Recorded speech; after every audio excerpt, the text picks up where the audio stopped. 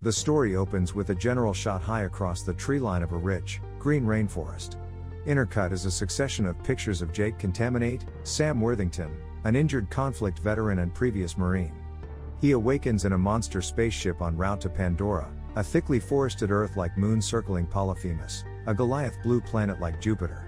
He is one of countless travelers, all awakening after just about 6 years of cryosleep in transit to Pandora. Floating out of his dozing case in 0G, he's tended by the boat's staff. He opens his storage, which is checked soil. Jake lets us know that he has a departed twin sibling, Tom, a researcher, who was to be important for a significant level program supervised by corporate and military planners to concentrate on the climate and occupants of Pandora. Since Jake and his sibling are a careful hereditary match, he was given an extraordinary open door, assume control over his sibling's agreement with a corporate military element, and travel with as little luggage as possible years away to a station on the recently seen world, Pandora. Recognizing the ideas of being free and having a new beginning, Jake consents to the arrangement as his sibling's body is incinerated. Presently being shipped from the spaceship to Pandora through a bus, Jake is one of many fighters and regular citizen workforce going to land on Pandora, a few 4.3 light a long time from Earth. We get perspectives on the base and its development and colossal mining machines uncovering the dirt in an enormous quarry as Jake considers his new job. The travelers are undeniably educated to wear a full-face breathing veil since the air of the planet won't uphold human existence. 20 seconds of openness to the noxious air of the planet causes obviousness, with death happening around 4 minutes after the fact. While different travelers land and make their most memorable strides onto the base, called Damnation's Door, which is encircled by an enormous border wall, Jake follows them in his wheelchair, procuring the moniker Feasts on Wheels from a couple of haughty Marines. He recognizes through voiceover that he lost the utilization of his legs during one of his deployments on the planet, and keeping in mind that a spinal injury like his can be fixed, it takes cash, which is difficult to get in the current economy. Jake goes quickly to a tactical preparation where Colonel Miles Quaritch, Stephen Lang, is tending to the collected warriors and a couple of regular citizens who have gone along. He reminds them they're not in Kansas anymore, and he educates them concerning Pandora's native populace, the Na'vi. Quaritch, brandishing a heavy of scars in favor of his head, says they are difficult to kill and essentially everything out there will attempt to kill you. Also, while he must keep his kin alive, he says he won't prevail in this assignment, not with every one of you. Assuming they wish to make do, he proceeds, they should follow Pandora rules. Jake goes to a science lab where he meets researcher Norm Spellman, Joel David Moore, and Dr. Max Patel, Dilip Rao, 2 individuals from the symbol program.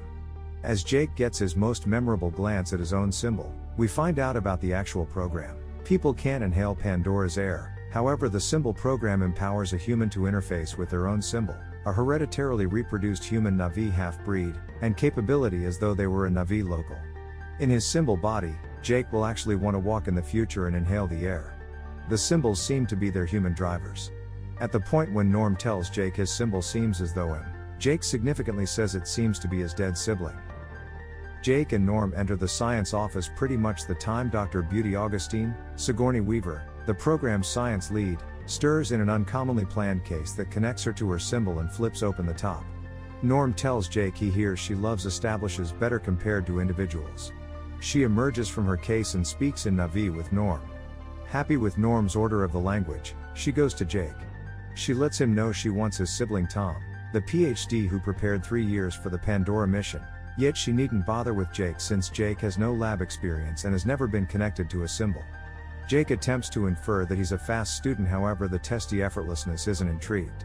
Effortlessness stomps off to the base's control space to face Parker Selfridge, Giovanni Ribisi, base leader and agent for the Assets Improvement Organization, RDA, a partnership that manages all military and other staff on the province. He tells her Jake will act as a security escort in her group while they're in the world's surface. Elegance tells Parker she wants a specialist, not a Marine dropout. She questions Jake will be of any utilization to her plant research. Parker answers, saying he dissents, saying they got lucky with Jake. Since he's an ideal hereditary counterpart for the symbol plan for his twin sibling, they can involve his tactical abilities in a symbol body toward the general goal of the activity, mining the mineral unobtainium, a strong wellspring of energy that sells for a large number a kilo, and can take modest power back to a perishing Earth. Parker advises Beauty one method for achieving this goal is to win the hearts and brains of the locals, to acquire their collaboration. Elegance contends that large numbers of the Navi have been killed by the military under the protection of Selfridge's activity. Back in the lab next morning, Jake and Norm are connected to their symbols interestingly. Jake, in his symbol, awakens in an alternate room with different symbols and staff. Inside a couple of seconds, Jake is making his controllers apprehensive on the grounds that, excited with his capacity to move his legs once more, he is moving excessively fast and attempting to walk, whenever he first has had the option to do as such since turning into a paraplegic. The human lab laborers can't stop him. A Navi is north of 10 feet tall, at times more like 12 feet, and far more grounded than people. At the point when his long tail pushes over instruments, a staff part advises him to pause and rest once more. Jake overlooks him and blasts out of the room and into the sunlight. He winds up in an entertainment region where different symbols are playing sports and staff, in their defensive stuff, are performing different obligations. Jake meets Effortlessness symbol, who, preferred tempered over human elegance, goes with Jake to the Garrison huts where he is ultimately urged to rest. Before he rests to rest, Jake investigates his brain line, a long limb that seems to be an interlace of hair. Toward the finish of his line is a group of stowed away rings. At the point when the symbol rests, the connection is broken and Jake himself stirs. Jake later meets Trudy Chacon, Michelle Rodriguez, a resigned Marine pilot with whom he'll endure half a month becoming accustomed to his symbol and investigating Pandora. Jake will act as the entryway heavy weapons specialist on her team. Jake meets with Colonel Quaritch, who is lifting loads. The colonel tells Jake he's looked into his administration record and was dazzled with what he achieved on a portion of his visits, remembering one for Venezuela. The colonel cautions Jake about the risks looking for him on Pandora.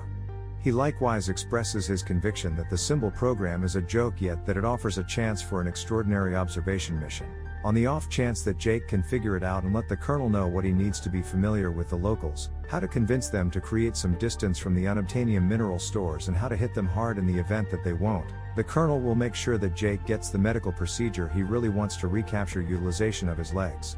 The colonel moves into an AMP suit, a bipedal exoskeleton utilized for missions on Pandora, and moves off.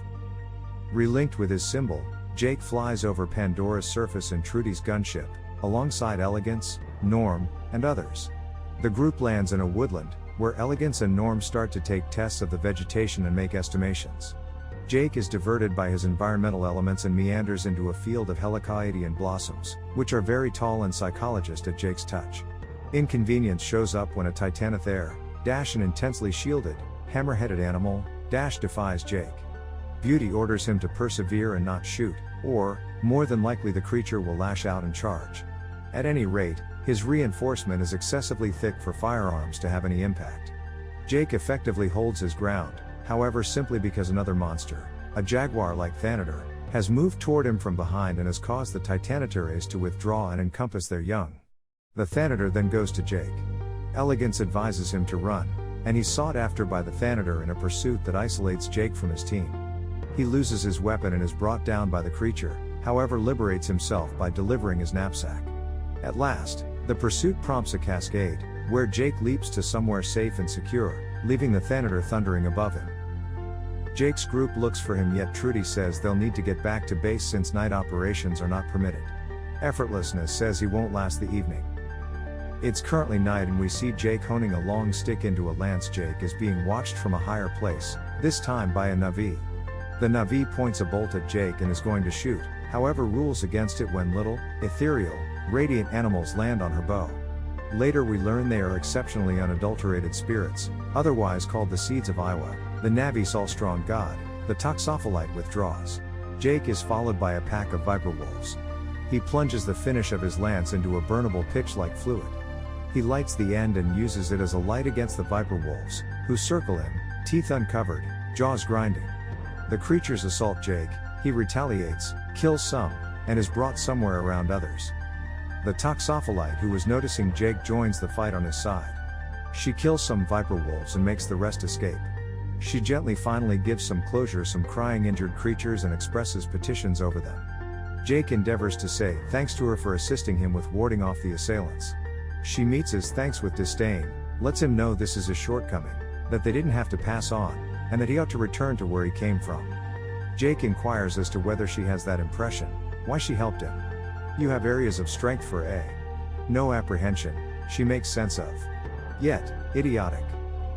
Jake endeavors to follow his hero up into a tree, requests her assistance, and says he needs to learn. He's spurned and told to return, that sky individuals can't be educated. All of a sudden, the seeds of Iowa return and begin to arrive on the anxious Jake. He asks what they are. Extremely unadulterated spirits, she answers, and Jake is covered by them, establishing a connection with his sidekick. At the point when the seeds float off, she yields and advises him to accompany her. As Jake attempts to stay aware of his hero, Natiri, Zoe Saldana, he is felled by a bolo tossed by a watch of Omatakayan fighters.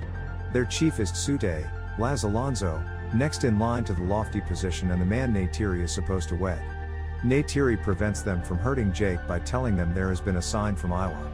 Tsute tells his men to bring him along to Tashik, father, rough spelling, and Iowa, mother. Jake is introduced to Natiri's folks, Atu Khan, West Studi, and Moat, CCH Pounder, who are the lord and sovereign of the clan, individually. Jake lets the older folks know that he is a fighter, a dreamwalker, and his goal is to gain from them. Moat pricks Jake's chest and tastes his blood, announcing it is the desire of Iowa for him to live with the Omatakaya, and for Natiri, but hesitantly, to be his educator in their ways and customs. After a custom social event, Jake is brought to his bed, a leaf high up in the home tree that encompasses him like a casing. As he nods off, human Jake is resuscitated. At morning chow, every one of the researchers, including Elegance, are centered around all that Jake needs to say. Norm appears to be extremely frustrated and morose. He was Elegance's unique decision to security with the Omatakaya. Indeed, even the military and corporate reps have warmed to Jake. Home Tree sits on an enormous store of unobtainium, so Jake gives off an impression of being their absolute best at persuading the Omatakaya to move, or encouraging the colonel on the most proficient method to drive them to do as such. He's educated that he has 3 months to accomplish his objective before the tractors show up. The following scenes spin around symbol Jake's preparation with Natiri, and human Jake's reports on his encounters by means of the video log he directs after each day's action. He bonds with his dire horse, a significant creature to the Navi. Jake should figure out how to mount the creature and interface his brain line to its receiving wire. Human Jake keeps on covering the home tree's framework and other Navi subtleties. Jake struggles with figuring out how to control his dire horse and is frequently alluded to as Song, Scown, by Natiri and Sude, which he lets us know signifies simpleton. Jake reports back to the colonel and Selfridge about the Omatakaya's home, the Goliath home tree. Under it is a huge store of unobtainium.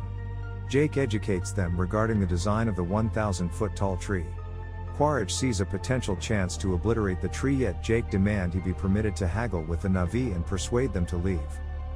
Detecting that Jake is being controlled by Quaritch, Selfridge and the remainder of the tactical segment of the mining activity, Elegance chooses to take her activity out of evade. She moves them into the Glory Be Mountains, a distant district of massive, drifting islands that are holy to the Navi and are likewise rich in unobtainium. Beauty needs her turf away from the RDA authorities and military sorts at the base. In his next video log, Jake examines his language illustrations and says his experience with the Navi is like field stripping a weapon. Enough reiteration and you can't resist the urge to learn it. This is intercut with scenes of his kept preparation with Natiri, who shows him the Navi Woods Association. She lets Jake know that all energy is acquired and one day we need to give it back. Jake appears to understand this, and as he says a request for a creature he chased and recently killed, Natiri says that he is prepared for a significant soul-changing experience, to bond with and ride a Declan, a flying mountain banshee.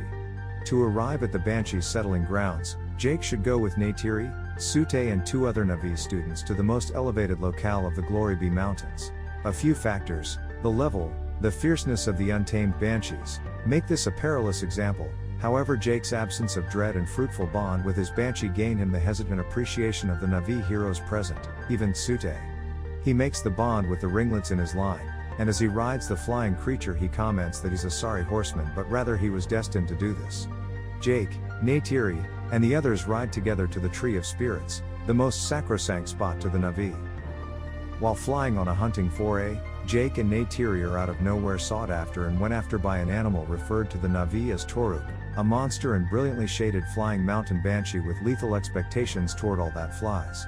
Natiri says its name signifies last shadow, the Toruk's shadow, once seen, is typically the last shadow one at any point will see, as its assault is quite often lethal. Back at Hometree, Natiri shows Jake the skeleton of a forerunner of the present Toruk. She lets him know the last individual to ride a Toruk was her granddad, who utilized the creature to join the 5 Navi clans in a period of extraordinary distress. Such an individual would procure the title Toruk motto, Rider of the Last Shadow. At the point when Jake returns to his human structure, it's unmistakable he's been changed by this most recent experience, for he expresses, out there is this present reality, in here is the fantasy. The Colonel approaches him to let him know his central goal is achieved and he's to get back to Earth that day. Also, great to his promise, the Colonel has sorted out for Jake to seek the treatment he wants to recover utilization of his legs. Jake wishes to defer his flight since he says he's right at the place where he's to be started into the clan and acknowledged as one of them, and afterward would have the status to haggle with the Navi to migrate. The Colonel submits. Jake goes to a Navi service, where he learns the Navi accept that each individual can be conceived 2 times. Natiri drives Jake to a position of petition, the Tree of Voices, where they utilize their lines to bond with the tree. Natiri tells Jake he can make a bow from the tree, furthermore, that he can pick a lady. Jake lets Natiri know that he has previously picked her, and she says that she has picked him. They rest together under the tree and Jake awakens back in the lab. In the first part of the day, Natiri stirs to falling trees, then the presence of tractors. Troopers are progressing as the timberland falls around Natiri, who is hauling and conveying Jake to somewhere safe.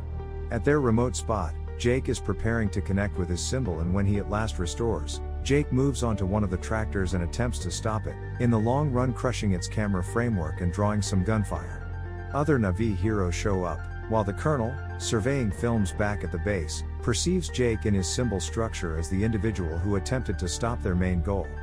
The tractors proceed with their activity, clearing out the sacrosanct ground. At Hometree, the Navi need war. Beauty and Jake contend against it. There's an extraordinary discussion. Sute attempts to kill Jake, desirous at having discovered that Jake and Natiri are mated for life when he and Natiri were pledged. Jake proclaims he is a Navi and merits the option to talk. Out of nowhere, both Beauty and Jake's symbols fall oblivious as the connections among them and their human structures are suddenly broken by the angered Colonel, who captures Jake for attempting to stop the tractors. Elegance and Jake go head-to-head with RDA and military metal. Elegance uncovers that Pandora's tree structure an organization that has more brain associations than exist in the human cerebrum, and that the Navi can take advantage of that organization. Thus, the Omaticaya won't ever leave Hometree. Parker and the Colonel talk about choices. He will send off an assault on Hometree and gas bombs to drive out the Navi. Jake presses to be permitted to get back to the Omaticaya to attempt to persuade them to leave, and he's allowed 1 hour to accomplish that goal. Jake and Elegance are not invited back. Natiri rejects Jake. Both Jake and Elegance are bound and abandoned by the Omaticaya, who are getting ready to battle against the people, who have shown up in an enormous armada of flying boats. The armada dispatches gas canisters into Hometree and the encompassing region.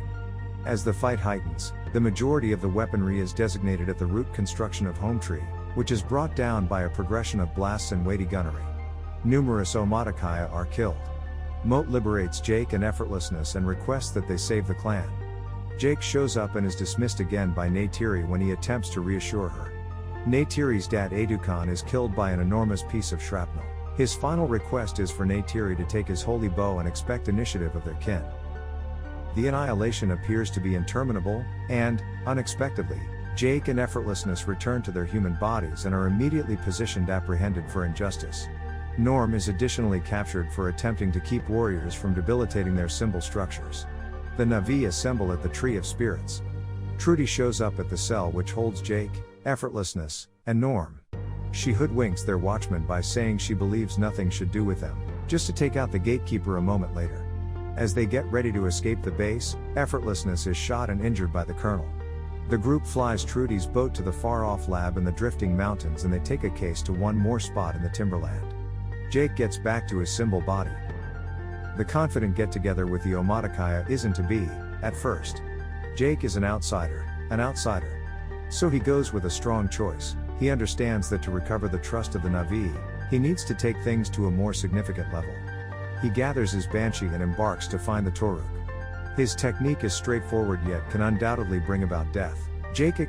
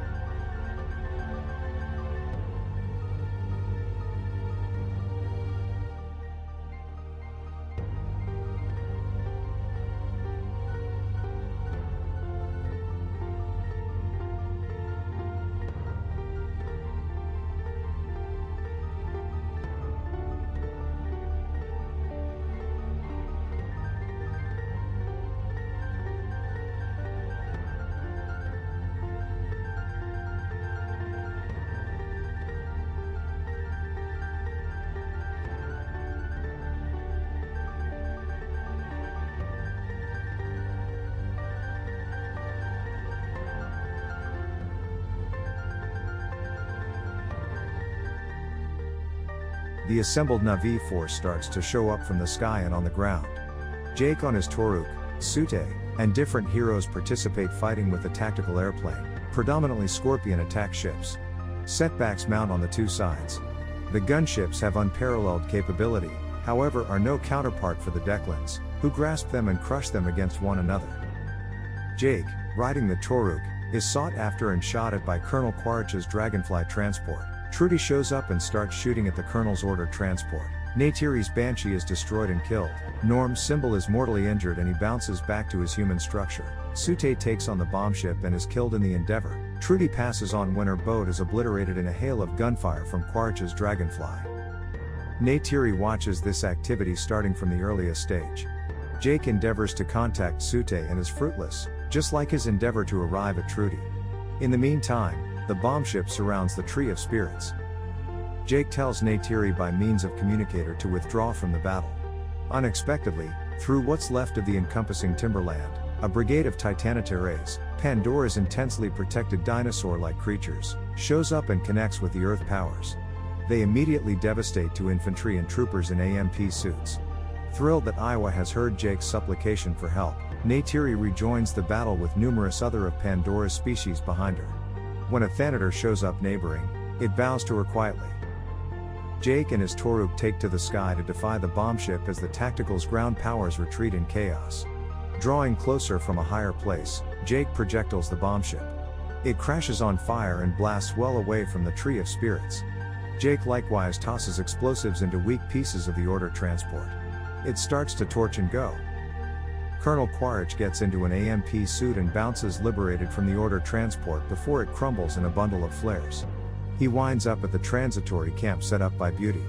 In the camp, Jake is inside his symbol unit.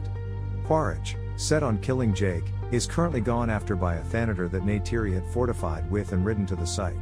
With the guide of his AMP suit, the Colonel kills the Thanator and Natiri is caught under it. Before the Colonel gets an opportunity to kill Natiri, Jake shows up in his symbol. The two participate in battle, the Colonel in his AMP suit and Jake as his symbol, furnished exclusively with a piece of line. Jake crushes the suit's plastic covering, the Colonel pops it off, wears a breathing veil, and, before he moves off toward the designs that house the units, asks Jake how it feels to have double-crossed his race. "You believe you're one of them? Time to awaken," he insults, as he crushes into the portable lab, searching for Jake's unit, expectation on obliterating it and human Jake. The fight resumes. Jake is gotten by an arm of the AMP suit and dangles from his line before the Colonel. In the interim, Natiri has nearly liberated herself. The Colonel currently draws Jake nearer to him and goes after his blade, meaning to complete Jake by cutting his throat. Out of nowhere, Natiri shoots a bolt at the Colonel, spearing him through the focal point of his chest. The Colonel, faltering, can't proceed with his assault on Jake. Natiri's subsequent bolt stops right close to the first. It gets the Colonel the AMP suit to the ground. Nonetheless, much harm has been finished to the lab, which is spilling in the planet's noxious air. Human Jake is conscious yet experiencing issues both breathing and attempting to get a cover on. Natiri shows up and helps Jake on with his veil. According to supporting human Jake, I see you. It's whenever they first have seen each other up close and personal. Back at Damnation's entryway, the majority of the leftover people are being walked into a bus to be sent back to Earth. Nonetheless, a limited handful Earth individuals, like Norm and Dr. Patel, are welcome to remain on Pandora. Jake closes down in his last video log, where we discover that he has decided to move his awareness to his symbol for good. In a service like elegances, Jake goes through the Eye of Iowa, furthermore, awakens in his symbol with Natiri looking after him.